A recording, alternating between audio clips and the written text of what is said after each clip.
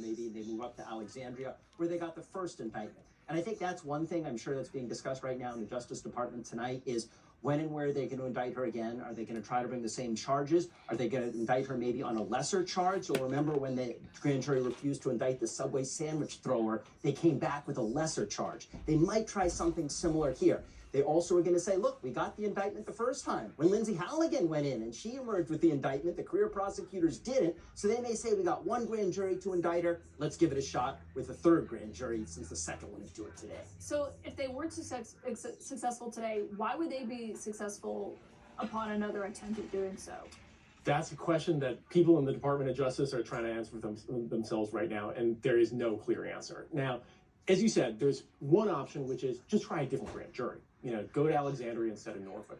The other option that they've got is to rely on the first indictment, which, as you recall, was dismissed a couple days ago. They could try to appeal that. And not because of that indictment, it was because of the legality of how Lindsay Halligan got put in that job. Exactly. The challenge that they got there is the law is not on their side, and if they appeal to an appeals court, they could develop some really bad precedent that could apply to other potential United States attorneys.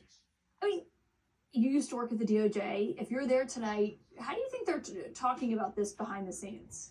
I think... Are they embarrassed? Are they angry? I mean, I think they are embarrassed and I think they are angry.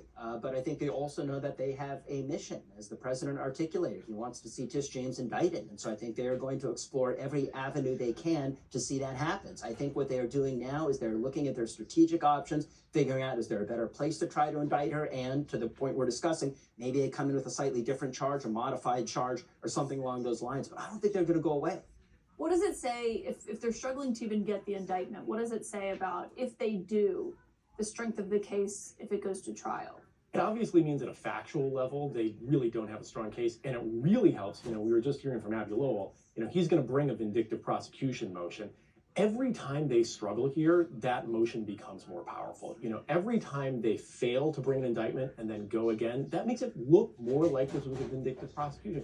Every time they go against DOJ's own internal policies, it makes it more likely to be a vindictive prosecution. And Bill Pulte is the official that he referenced. He's probably not a household name. He's definitely not a household name, but he has been at the center of all of these indictments, as Abby Lowell noted. And we actually just learned today that Bill Pulte is now the subject of an investigation from a pretty big congressional investigation watchdog over allegations that he is misusing his authority in this role, and I imagine this will also play into that investigation.